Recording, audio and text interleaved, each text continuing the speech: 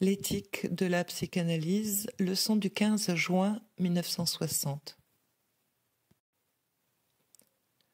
Je voudrais pointer quel est le sens que je donne à une pareille exploration. Évidemment, cela peut paraître à plus d'un éprouvant.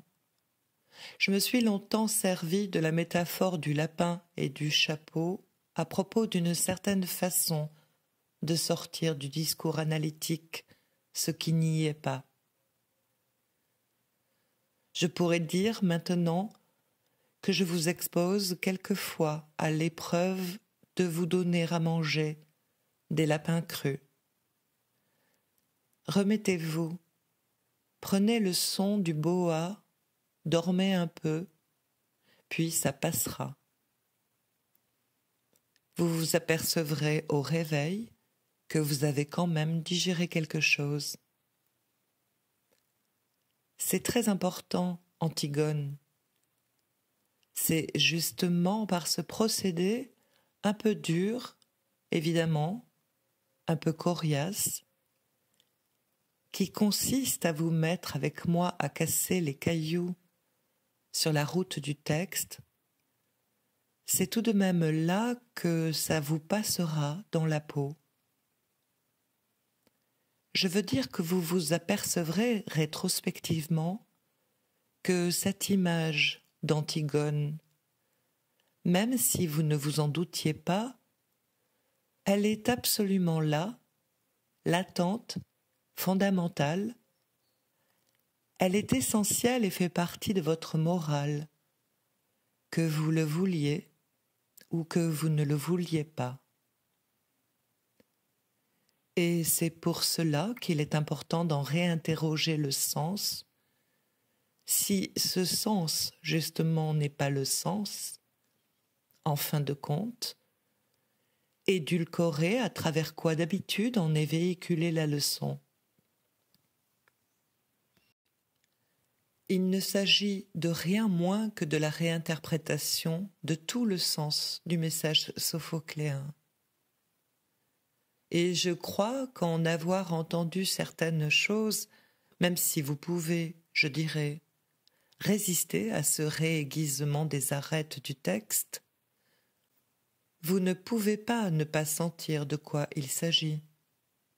Et si vous voulez maintenant relire Sophocle, vous vous apercevrez de la distance que ce discours, même si on peut m'arrêter sur tel ou tel point, je n'exclus pas que je puisse, à l'occasion, moi aussi faire un contresens, mais je ne pense pas qu'il puisse nous arrêter sur la révélation de ce non-sens global dans lequel Sophocle, par le soin d'une certaine tradition, est conservé.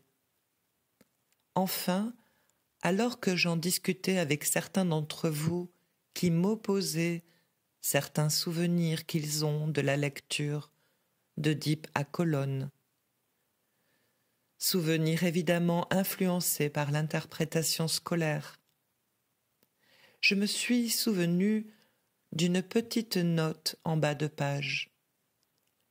Il y a des gens qui aiment les notes en bas de page. Je vais vous en lire une dans un ouvrage dont il conviendrait tout de même que des analystes comme vous aient au moins la connaissance totale pour l'avoir lu une fois, qui est le Psyché d'Erwin Rohde, dont nous avons une traduction française excellente. Dans l'ensemble, vous y apprendrez plus et des choses plus certaines sur ce que nous lègue la civilisation grecque que dans aucun ouvrage original en français. Le peuple le plus spirituel de la terre n'a pas toutes les cordes à son arc. Nous avons déjà le malheur d'avoir un romantisme qui ne s'est pas élevé beaucoup plus haut que le niveau d'une certaine sottise. Dans l'ordre de l'érudition, nous n'avons pas non plus tous les privilèges. À la page 463 d'Erwin Rohde, il y a une petite note en bas de page sur l'Œdipe à Colonne pour résumer ce dont il s'agit. Je vous ai déjà parlé d'Œdipe à Colonne dans des termes qui sont exactement dans la ligne de ce que je poursuis aujourd'hui.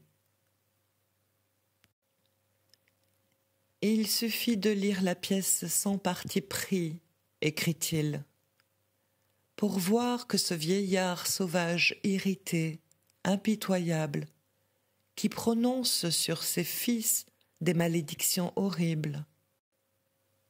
C'est juste un terme de la pièce. 20 minutes avant, il est encore à écraser Polynice sous ses malédictions. Et qui jouit d'avance en homme assoiffé de vengeance, des malheurs qui vont fondre sur sa ville natale, n'a rien de cette profonde paix de Dieu, de cette transfiguration du pénitent pieux que l'exégèse traditionnelle se plaît à constater surtout en lui. Le poète qui n'a pas l'habitude de voiler les réalités de la vie s'est clairement rendu compte que la misère et le malheur n'ont pas pour effet ordinaire de transfigurer l'homme, mais de le déprimer et de lui enlever sa noblesse. Son Oedipe est pieux, mais il est devenu sauvage dans sa détresse. Voilà en tout cas le témoignage d'un lecteur qui n'est pas spécialement orienté sur les problèmes de la tragédie, dans cet ouvrage qui est l'historique des concepts que les Grecs se font de l'âme. Pour nous, ce que j'essaie de vous montrer, c'est qu'avant tout, l'élaboration éthique qui nous est léguée de la morale, avant Socrate, Aristote et Platon, avant les Grecs, montre l'homme et l'interroge dans les voies de la solitude et nous situe le héros dans cette zone d'empiètement de la mort sur la vie qui est le champ où il s'exerce concernant la zone de son véritable rapport, qui est du rapport à ce que j'ai appelé ici la seconde mort, ce rapport à l'être en tant qu'il suspend tout ce qui a rapport à la transformation, au cycle des générations et des corruptions, à l'histoire même qui nous porte à un niveau plus radical que tout. Et en tant que comme tel, il est suspendu au langage. Si vous voulez, pour s'exprimer dans les termes de M. Lévi-Strauss, et je suis sûre de ne pas me tromper en l'invoquant ici, car comme je vous l'ai dit, incité par moi à la relecture d'Antigone, c'est proprement en ces termes qu'il s'est exprimé, parlant à ma personne. Antigone, en face de Créon, se situe comme la synchronie opposée au rapport de la diachronie. J'ai laissé à mi-chemin, en fin de compte, tout ce que j'aurais pu vous dire sur le texte d'Antigone. Comme nous ne pouvons pas l'épuiser, ne serait-ce que pour des raisons de temps cette année, il est clair que la question est posée à la fin de ce que j'appellerais l'utilisation divine d'Antigone, et qu'on pourrait à cet égard aborder plus d'un rapprochement, plus d'un témoignage, qu'Antigone, pendue dans son tombeau, nous évoque autre chose que l'acte du suicide. Mais le rapport à toutes sortes d'héroïnes pendues, de mythes de la jeune fille pendue, d'un certain mythe d'Érigone par exemple, lié à l'avènement du culte de Dionysos, son père, à qui Dionysos a donné le vin, en a, faute d'en connaître bien l'usage, abusé. Il est mort, et sa fille vient de se pendre dans son tombeau.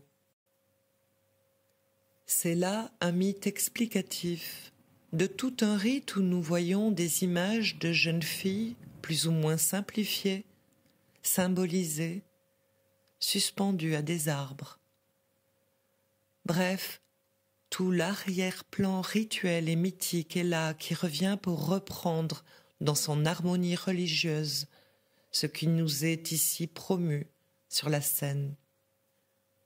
Il n'en reste pas moins que dans la perspective sophocléenne, le héros n'a rien à faire avec cette utilisation et qu'Antigone est celle qui a déjà choisi sa visée vers la mort.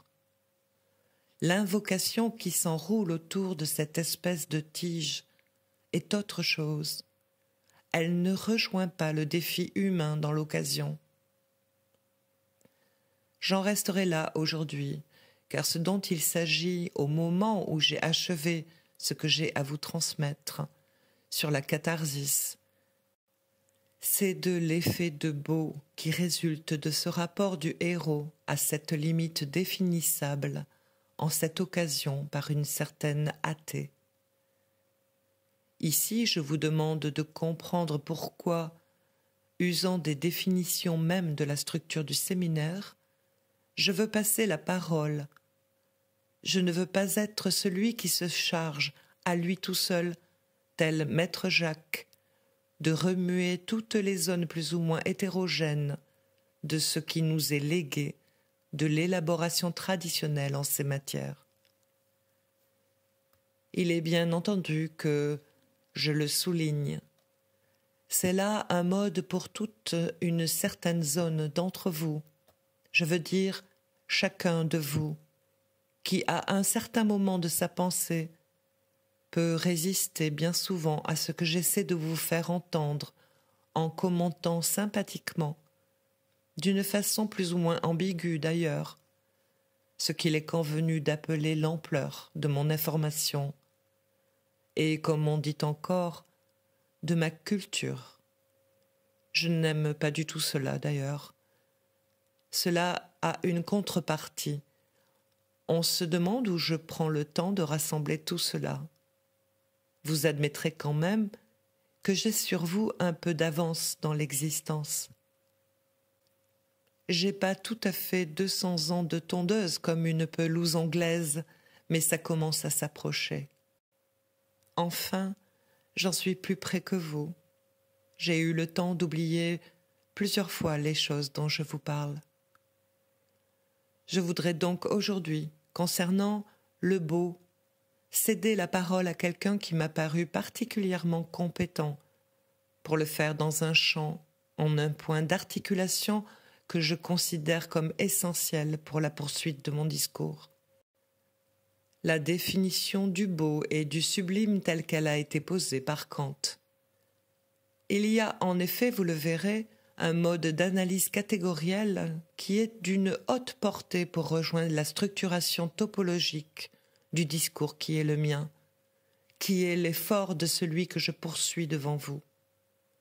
Le rapport, le rappel, pour ceux d'entre vous qui auront déjà ouvert la critique du jugement, des aperçus donnés, pour ceux qui ne l'ont pas encore fait, me paraît une étape, un temps essentiel, et c'est pour cela que je vais demander à M. Kaufmann de prendre tout de suite la parole. Vous verrez ensuite l'usage que nous pourrons faire du travail qu'il a apporté aujourd'hui à votre intention. Exposé de Pierre Kaufmann. Il y a évidemment bien des matières d'aborder la critique du jugement, de l'aborder d'une manière dogmatique, ou à partir de l'histoire du kantisme, ou à partir de l'histoire de l'art. La voie que j'ai choisie consiste à partir de Werther, de 2 passages de Werther, qui m'ont paru situer en somme les thèmes d'existence par rapport auxquels Kant a situé sa propre entreprise de conceptualisation.